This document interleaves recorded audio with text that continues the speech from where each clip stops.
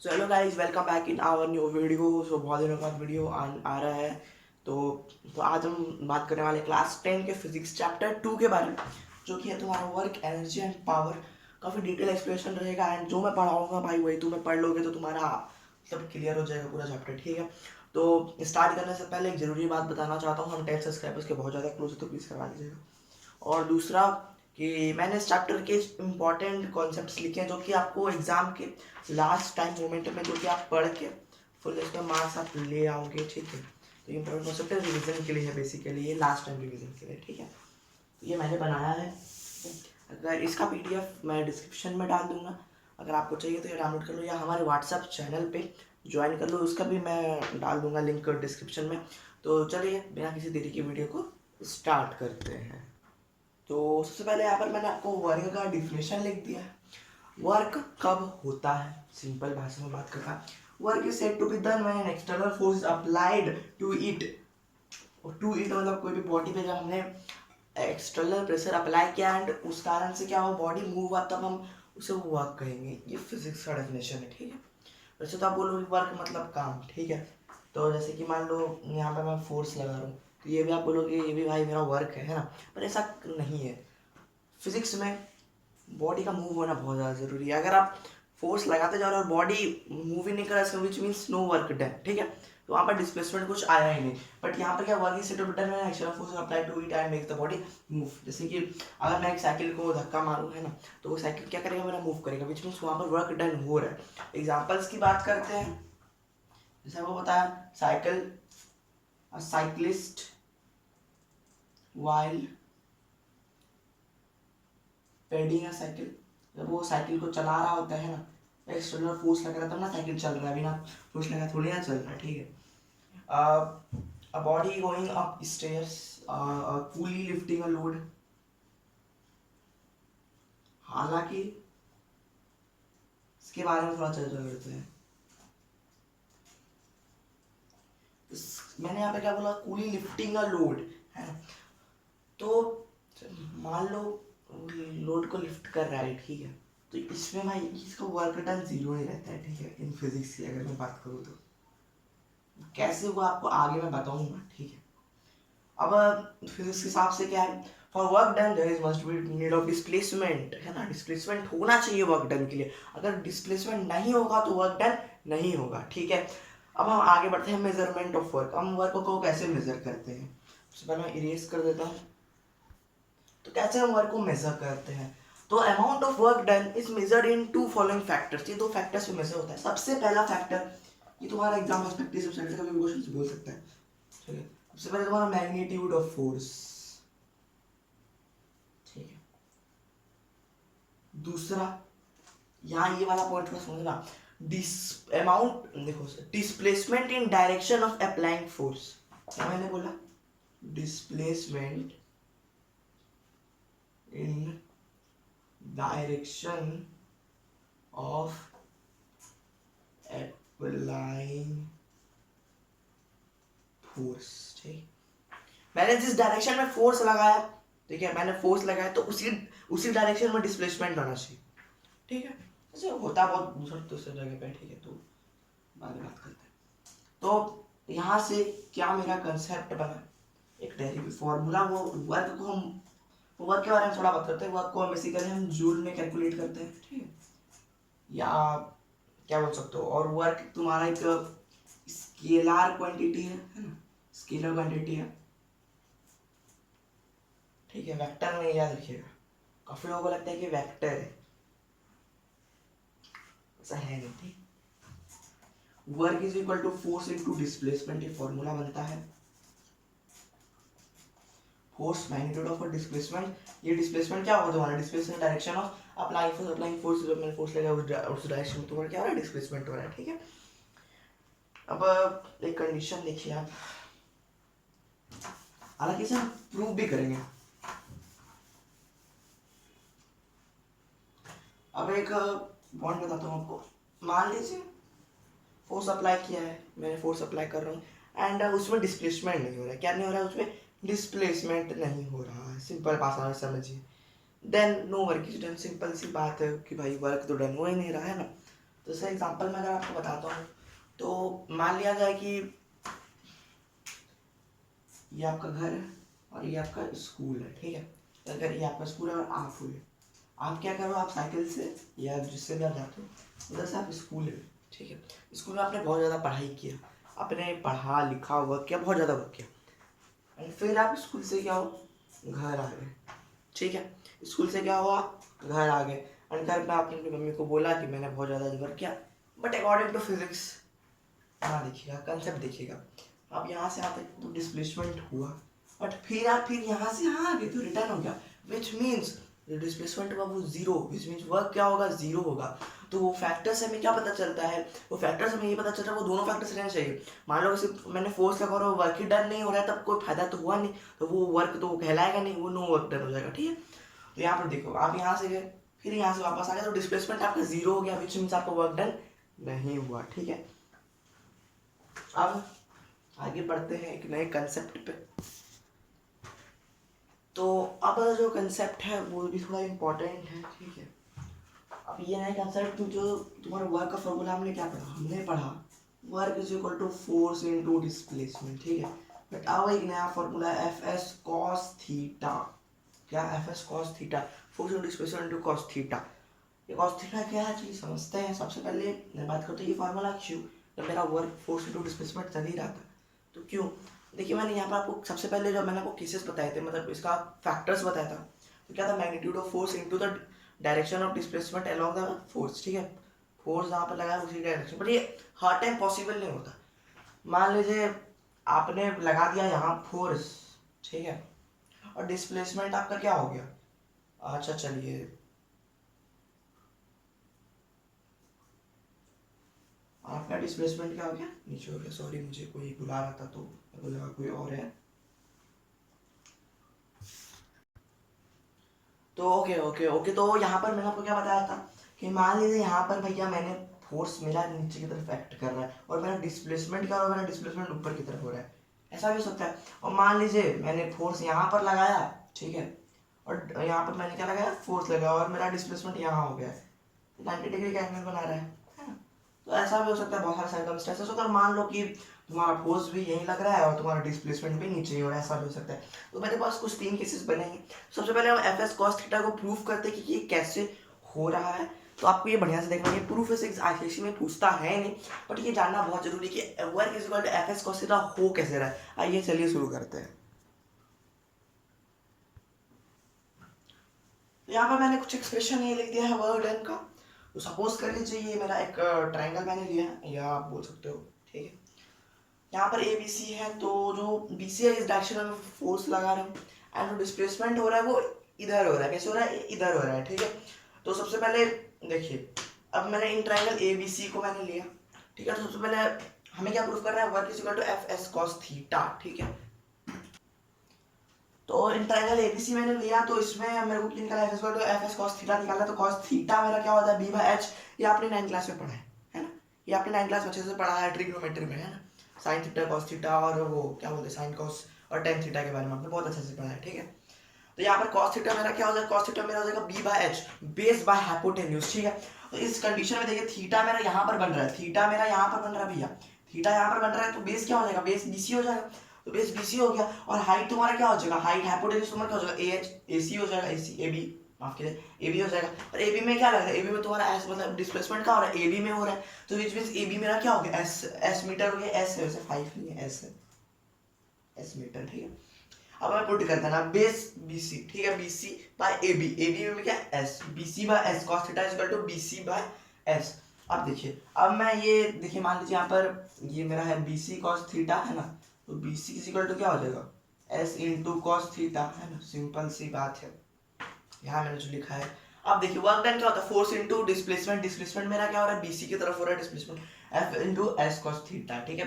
BC में मेरा S cos theta ही है, तो बेसिकली डिस्प्लेसमेंट मेरा उधर ही हो रहा है, ठीक है। तो वर्क डन क्या हो जाएगा, फोर्स इनटू BC, तो F into S cos theta which means F S cos theta, ऐसे मेरा प्रूव हुआ, ठीक है। बहुत सिंपल।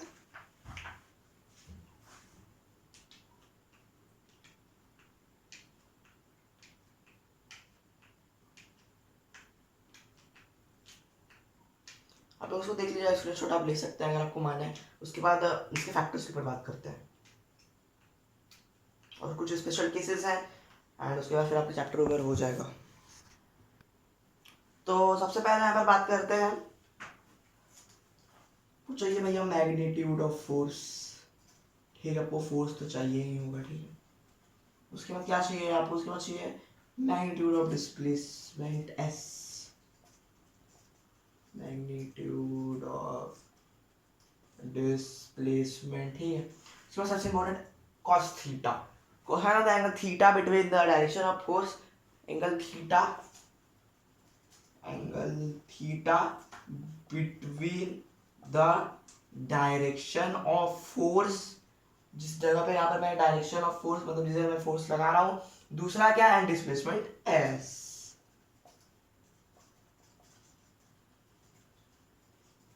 ठीक है, अब बात करते हैं कुछ स्पेशल केसेस की, है ना। Angle between the force and displacement भी आप लिख सकते हो, क्या लिख सकते हो आप, angle between the force and displacement, very easy, you can write this, angle between the force and displacement आप ये लिख सकते हो, ठीक है, कोई बड़ी बात नहीं है, टीचर नहीं काटेगा नंबर, आपको हमेशा बुके से नहीं बनना, आपको अपना कॉन्सेप्ट भी लगाना है ना। अब कुछ स्पेशल केसेस के ऊपर बात करते हैं, ठीक है। तो एफएस कॉस थीटा कुछ स्पेशल केसेस है,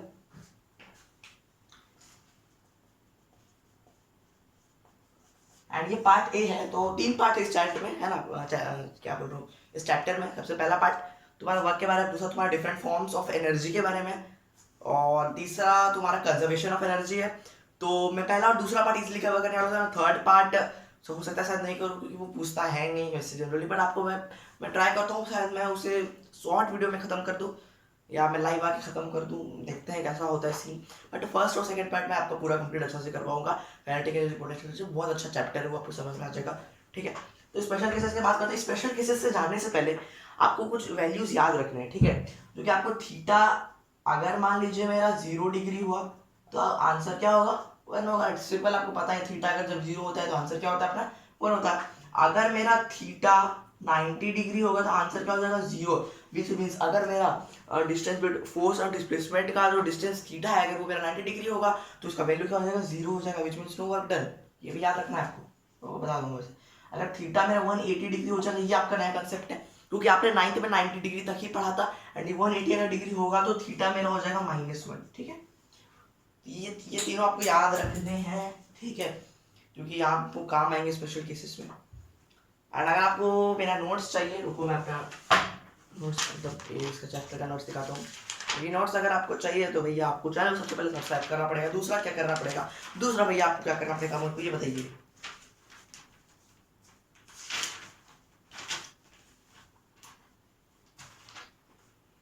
दूसरा आपको मेरे व्हाट्सएप चैनल पर ज्वाइन करना पड़ेगा बेसिकली, ठीक है। तो व्हाट्सएप चैनल पर बहुत सारे नोट्स मिलते रहेंगे आपको, प्रीवियस ईयर क्वेश्चंस, बहुत सारे आंसर्स, तो आप जो भी पूछ सकते हो, आपको क्वेश्चंस भी राइज हो सकते हैं, तो सब क्लियर करवा दूंगा। बट आपको पहले सब्सक्राइब करना पड़ेगा, ठीक है।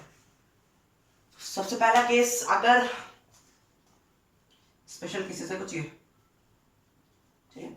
सबसे पहला केस क्या होने वाला है, अगर मेरा केस में क्या होगा, अगर मेरा cos थीटा 0 क्या हो गया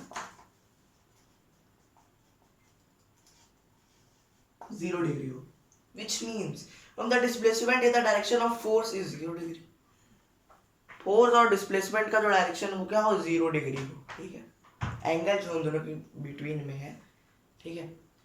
तो सिंपल से अगर मैं बात करूं तो अगर थीटा 0 होगा, एफ एस कॉस थीटा हम जानते हैं, वर्क डन क्या हो जाएगा, एफ एस कॉस थीटा का वैल्यू 0 हो जाएगा, विच मीन्स तुम्हारा वर्क डन क्या हो जाएगा 0 हो जाएगा, क्या हो जाएगा 0 हो जाएगा। तो इसका एग्जांपल लेते हैं, example free fall of a body लेते हैं। तो मान लो ये मेरा कुछ बॉडी है जिसका मास है एम ए, माफी, हाँ ठीक है, फोर्स एम ए से जो नीचे गिरा है नीचे गिरा भैया, और इसका जो डिस्प्लेसमेंट है वो भी नीचे है, तो इसमें थीटा तो इसमें बना ही नहीं ना, थीटा 0 ही रहेगी, है ना। थीटा क्या होता है एंगल बिटवीन, यहाँ तो ऐसा कुछ बनना चाहिए ना तब ना होगा, है ना। तो यहाँ पर क्या हो जाएगा, ये तुम्हारा 0 हो जाएगा, और ये किस डायरेक्शन में एक्ट होगा, ठीक है, क्या होगा तुम्हारा, ये सेम डायरेक्शन में रहेगा, ठीक है, एफ एस ही रहेगा, ठीक है, 0 डिग्री हो जाएगा, ठीक है। 0 मतलब क्या, सेम डायरेक्शन, याद रखिएगा। 90 मतलब परपेंडिकुलर डायरेक्शन, तीसरा मतलब ऑपोजिट डायरेक्शन, ये चीज आपको याद रखनी है, 3 की पॉइंट्स है। यहाँ पर लिख दो, ये अपना लिख दो सेम डायरेक्शन, ये लिख लो परपेंडिकुलर डायरेक्शन, और ये लिख लो ऑपोजिट डायरेक्शन, ठीक है। एक्सेप्ट, क्लियर होगा। कुछ एग्जांपल्स, जैसे कि coolie does work on the load raises it against the force of gravity, है ना। और कूली की अगर मैं बात करूँ तो आपने मेरे को आपको शुरुआत में कूली का एग्जांपल दिया था। कूली क्या करता है, कूली वर्क को लोड करता है, ठीक है, तो उसका वर्क क्या हो जाएगा, मतलब वो मतलब माथे पे अपने लोड को रखता है, तो उसका वर्क हो जाएगा mg, ठीक है। फोर्स एक्सर्टेड मतलब mg, क्योंकि g क्यों लिया, m a क्यों नहीं लिया, क्योंकि वो अगेंस्ट द ग्रेविटी काम कर रहा है, ठीक है, वो ग्रेविटी के अगेंस्ट काम कर रहा है, ठीक है। तो उसका work is equal to force is equal to mg, क्या हो जाएगा, work is equal to force is mg, ठीक है।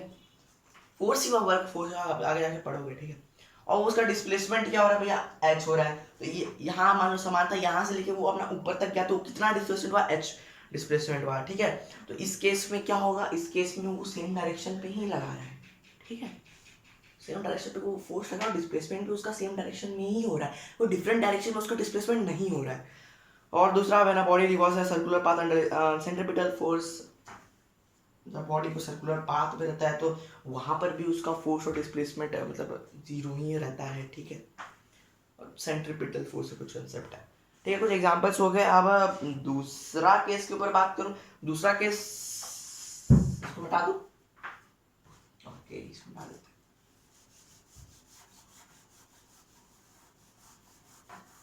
ये केसेस इंपॉर्टेंट है। अब क्या हुआ भैया, अब मेरा cos थीटा का वैल्यू 90 हो गया, क्या हो गया, मेरा 90 हो गया, विच मीन्स फोर्स इधर एक्सर्ट कर रहा है, डिस्प्लेसमेंट इधर हो रहा है, इस एंगल 90, परपेंडिकुलर डायरेक्शन, सिंपल मैंने आपको बताया, ठीक है। और गलती से हो गया यहाँ पर, आई थिंक मैंने कुछ गलती कर दिया था केस 1 में, तो याद रखिए केस 1 में मेरा work is equal to F S cos theta था, मुझे याद आया, गलती से बोल दिया मैंने कुछ। तो यहाँ पर एफ एस कॉस मतलब यहाँ पर क्या हो जाएगा, कॉस 0 हो जाएगा, ठीक है, सेम डायरेक्शन में हो रहा है, तो यहाँ पर कॉस 0 का वैल्यू क्या हो जाएगा, 1 हो जाएगा, विच मींस ये एफ एस सी वर्क, मैं शायद नो वर्क डन शायद बोल दिया था गलती से, सॉरी बाय मिस्टेक, मैंने मुझसे बोला गया होगा, मैं भूल गया था, आई थिंक कुछ तो हुआ था पहले, बट ये है basically work is equal to F S C रहेगा, ठीक है। जीरो नहीं होगा, जीरो इसमें होगा, मेरे को याद है, गलती से हो गया, सॉरी, माफ कीजिएगा, मैं माफी चाहता हूँ। यहाँ पर क्या हो रहा है, यहाँ पर थीटा का वैल्यू 90 हो रहा है, which means work is equal to F S cos theta, है ना, force into S into cos theta का वैल्यू 90 हो गया, कॉस 90 ऐसे लिखना है आपको, कॉस 90 लिख देना। अब work is equal to F S cos 90 का वैल्यू मैंने क्या बताया, मैंने आपको 0 बताया, तो into 0, anything multiplied by 0 will be 0, तो यहाँ पर क्या हो जाएगा, वर्क क्या हो जाएगा आपका, 0 हो जाएगा, ठीक है। एग्जाम्पल्स आप बुक में देख सकते हैं, ठीक है, बहुत सारे एग्जाम्पल्स आपको मिलेंगे। अब थर्ड, ये तुम्हारा केस 2 था, ठीक है, केस था तुम्हारा। अब इसके कुछ कंडीशंस भी होते हैं, ठीक है। अब यहाँ तुम्हारा एक कंडीशन आ गया कि यहाँ पर क्या हो गया, यहाँ पर वर्क ही 0 हो गया, क्या हो गया, यहाँ पर वर्क ही 0 हो गया। अब वर्क कब 0 होगा, देखिए conditions for the work done by a force 0, work done को डब्ल्यू डी लिख देता हूँ, ठीक है, आप समझ जाइएगा, बाय फोर्स को लिख देता हूँ, ठीक है, to be by a force to be 0, ठीक है। सबसे पहला, सबसे दिख रहा है ना, हाँ दिख रहा है, चलो ठीक है।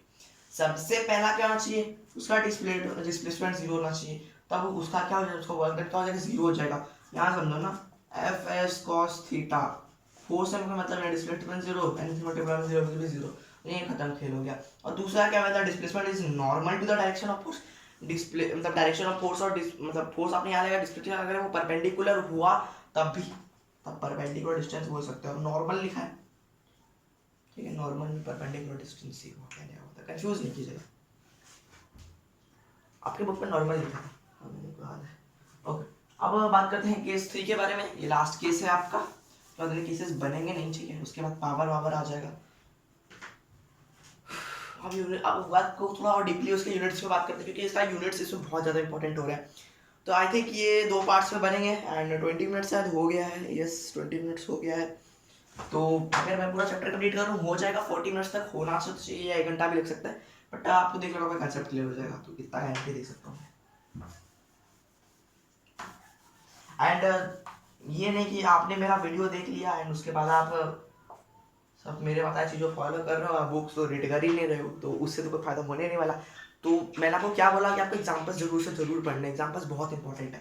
मैं सारे एग्जाम्पल्स क्योंकि बहुत ज़्यादा है तो सबको मैं एक्सप्लेन नहीं कर सकता। अगर आपको डाउट होगा तो आप मेरे कमेंट सेक्शन में पूछ सकते हैं, व्हाट्सएप ग्रुप को ज्वाइन कर लोगे तो यस व्हाट्सएप ग्रुप में भी पूछ सकते हो, कोई बड़ी बात है नहीं है। अब बात करते हैं हम, जब मेरा वर्क क्या हो जाएगा 180 डिग्री हो जाएगा, ठीक है।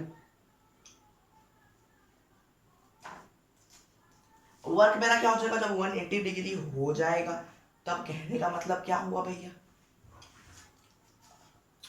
मान लो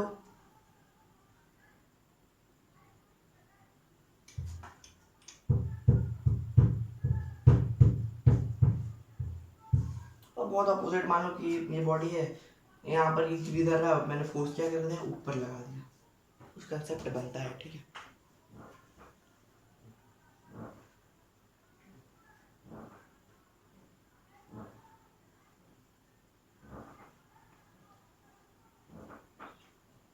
और मान लो कि मैंने एक बॉल को क्या कर दिया, ठीक है, तो इसे इसे ही मान लो ये एक स्टैंड है, ठीक है, तो मैंने इसको क्या कर दिया, मैंने इसको ऊपर फेंक दिया, ठीक है। तो वही कंसेप्ट है, मैंने बॉल फ्रॉम मतलब एक हाइट से मैंने उसको ऊपर फेंक दिया, तो अब क्या होगा, वो अपोजिट डायरेक्शन में कर जाएगा, फोर्स वो नीचे लगाएगा, वो जाएगा किससे ऊपर जाएगा।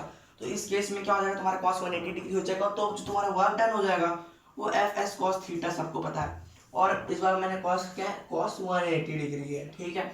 अब देखिए एफ एस cos 180 का वैल्यू -1, तो तुम्हारा वर्क डन क्या हो जाएगा, वो तुम्हारा किस में हो जाएगा, वो तुम्हारे नेगेटिव में हो जाएगा, ठीक है। Concept clear. एंड इससे आपके न्यूमेरिकल्स बनेंगे, मान लो जो फोर्स और डिस्प्लेसमेंट का जो एंगल है वो थीटा जो है वो आपको 60 डिग्री दे सकता है, 30 डिग्री दे सकता है। जनरली मैंने देखा 60 डिग्री ही देते हैं, 30 डिग्री तो नहीं देते, तो इससे आपका क्वेश्चन से बन सकता है, ठीक है। ओके, अब आगे बढ़ते हैं नेक्स्ट कंसेप्ट की तरफ। तो अब बात करते हैं work done against the force of work done by force of gravity. तो मैं सोच रहा हूँ इसको अब अगले पार्ट में कंटिन्यू करूँ, क्योंकि ऑलरेडी वीडियो 22 मिनट्स का हो गया है एंड अब आप पढ़ते पढ़ते बोर हो जाओगे, आपका दिमाग में कंसेप्ट घुसेगा नहीं, तो इसका पार्ट 2 जल्दी मैं जैसे 2 दिन में आपको अपलोड करके दे दूंगा एंड वो पढ़ के, तो वो भी शायद आपका कुछ 20 से 22 या 25 मिनट्स का रहेगा, 30 मिनट्स का रहेगा कर दूंगा, 40 मिनट्स आप पूरा चैप्टर कवर कर देंगे एंड आपको काम बनता है कि आपको खुद से पढ़ना एंड फिर आपका चैप्टर पूरा खत्म हो जाएगा। तो ओके, तो इस वीडियो में बस इतना ही, मिलते हैं किसी अगली वीडियो में। Thank you so much for watching, bye. अगली वीडियो नहीं मतलब पार्ट 2 में इसका मिलते हैं, ओके चलिए, thank you so much for watching, bye. Video पसंद आए तो please like share and subscribe please.